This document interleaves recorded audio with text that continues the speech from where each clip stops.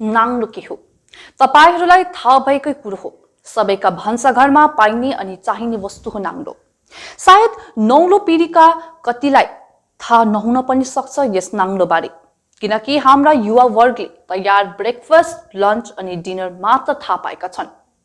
भनौँ देखेका हुन सक्छन् तयार चुल्हामा भाँडा बसाउन अघि नाङ्लोमा चामल, गहुँ, आटा, मैदा, साग सब्जी केलाएर काम लाग्ने खाद्य वस्तु मात्र पकाउने वस्तु हो नाङ्लो। नाङ्लोमा चामल र आटा, दालसित घुन, बिया, कंकर, ढुङ्गा जस्ता पाचनलाई हानि पुर्याउने वस्तुहरू हुन सक्छन्, जसलाई निफानेर केलाएर भुस आदिलाई बाहिर फ्याँकिन्छ। तब पाक्छ भात, दाल, रोटी अनि तरकारी। नमस्कार दर्शकबिन, हिमालय नेटवर्कको विशेष कार्यक्रम सरोकारमा यहाँहरूलाई स्वागत छ। आजको विषय हो नाङ्लो। यसमाथि केही चर्चा गरौँ।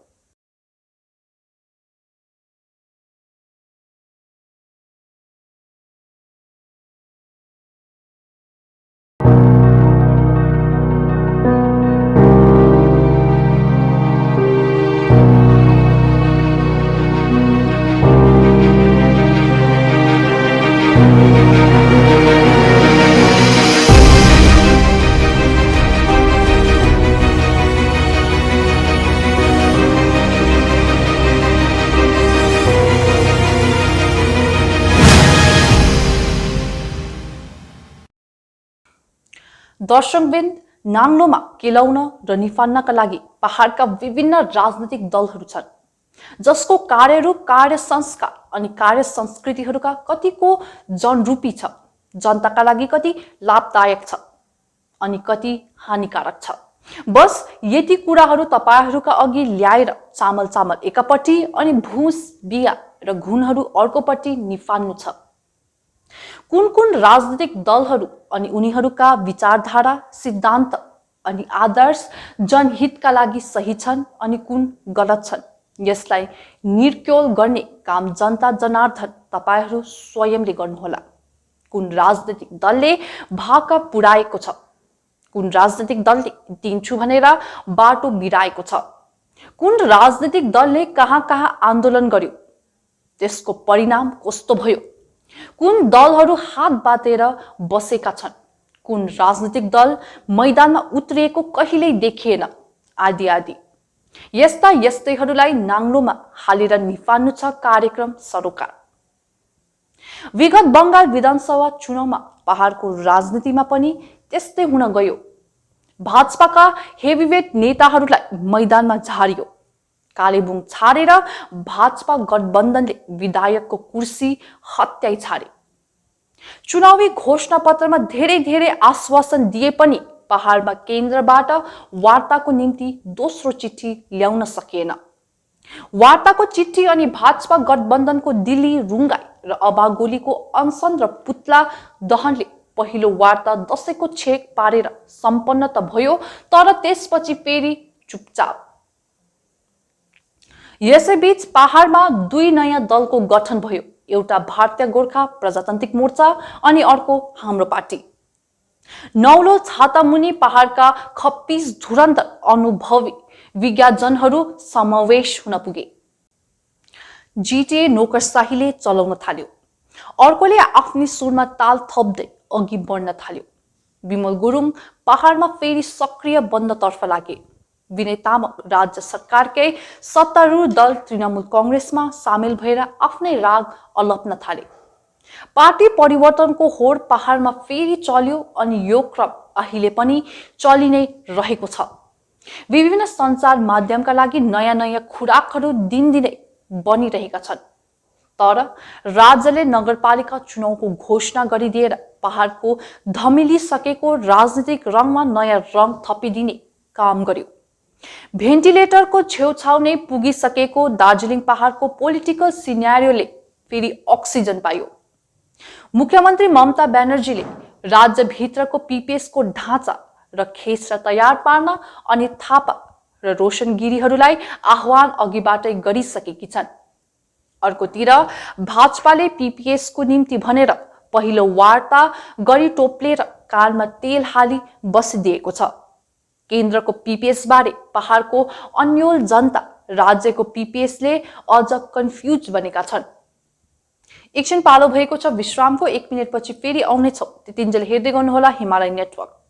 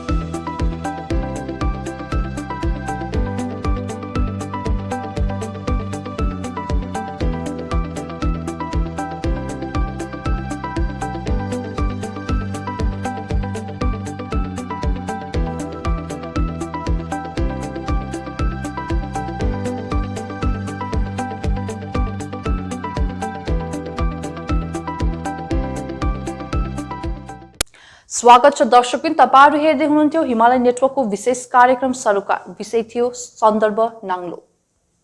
सबैलाई विदित भएकै कुरा हो, दार्जिलिङ पहाडले एक्कासी नौलोपनको जनहितकारी प्याकेज अहिलेसम्म पाएको छैन।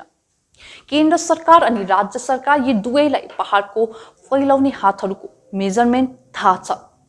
पहाडको वृहत मानिएको ऐतिहासिक दुईवटै आन्दोलन पछिको सम्झौताले डीजीएचसी अनि जीटीए ल्यायो, तर यी दुवै असफल हुनुको प्रमुख कारण नाङ्लोमा केलाउँदा थाहा हुनेछ। पहाडमा नेता ग्रुपहरू सडकदेखि एलिट क्लासमा परिवर्तन भएको रेकर्ड त छँदैछ। सायद क्यागसित आज उपरान्त पनि हिफाजतसँग राखिएको होला यी कारणहरू। दर्शकबिन, तपाईहरू अनुमान लगाउन सक्नुहुनेछ, अड्कल काट्न सक्नुहुनेछ। 1986 देखि सुरु भएको अति संवेदनशील माटोको मुद्दालाई पहाडका माटो प्रेमी राजनीतिक दलहरूले कुन कुन एमओएच का खुट्किलोतिर पुर्याउँदै कसरी सेल्फ सफिसिएन्टको धुरी उकासी सके। तर जनसाधारण भने जस्तो 86 मा थिए आज पनि त्यही अवस्थामा छन्। पहाडको चियाकमान र कुलेनबारी जस्तो परिदृश्यमा पहिला थिए आज पनि लगभग त्यही अवस्थामा छन्। पर्जा पट्टाको अभाव, दैनिक रोजगारीको समस्या, शिक्षा, अस्पताल, रोजगारीको खडेरी अझै पनि दार्जिलिङ पहाडमा लागेकै छ। पहाडमा विकासको नाउँमा हार्डवेयर, ठेकापट्टा, कमिसन एजेन्ट, बाहुबली आदिको मात्र उन्नति भएको ठोस सत्यलाई जनसाधारणको खुल्ला आँखाले देखिरहेका छन्। बस हात भने उनीहरूको झण्डा उठाउन अनि नारा लगाउन मात्र खर्च भएको छ, त्यो पनि उनीहरूलाई उक्साउने राजनीतिक दलहरूका लागि मात्र। एकछिन पालो भएको छ विश्रामको। 1 मिनेटपछि फेरि आउनेछौँ। त्यतिन्जेल हेर्दै गर्नुहोला Himalaya network.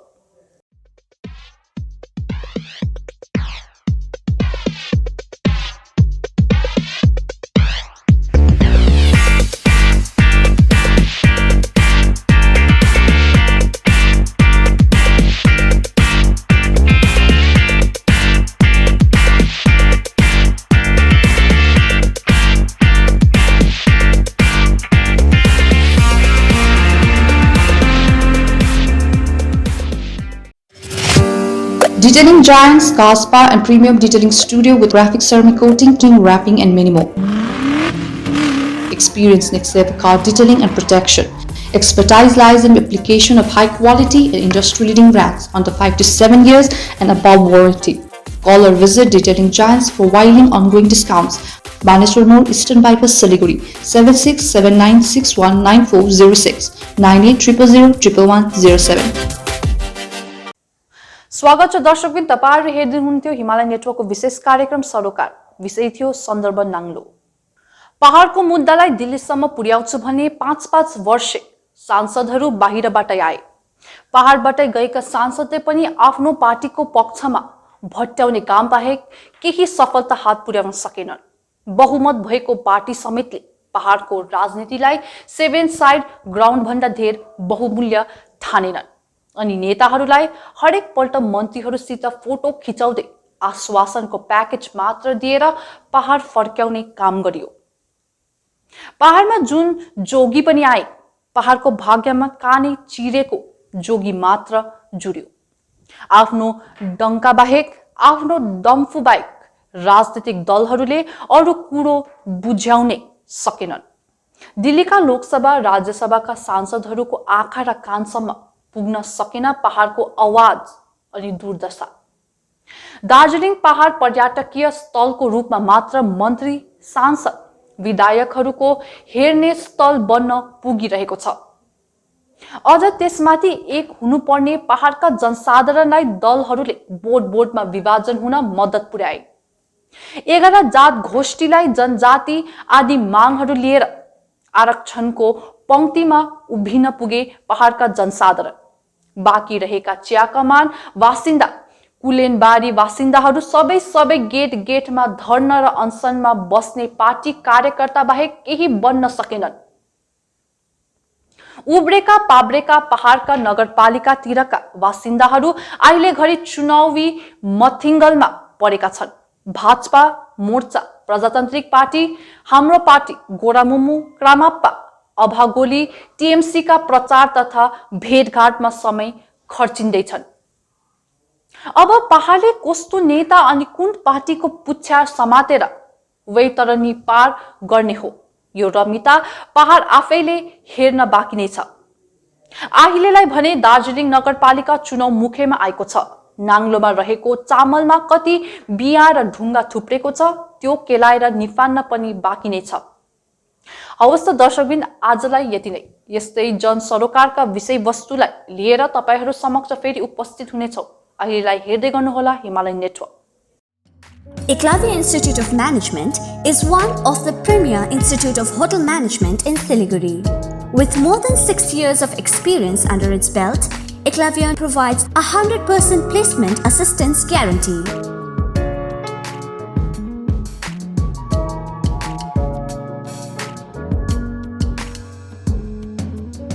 We offer 1.5 years diploma in travel, tourism and hospitality management, as well as a 6 months diploma in food production, food and beverage services, front office and housekeeping. For further details, contact Eklavya Institute of Management, Lama Building, behind Hotel Heritage, Patel Road, Pradhan Nagar, Siliguri.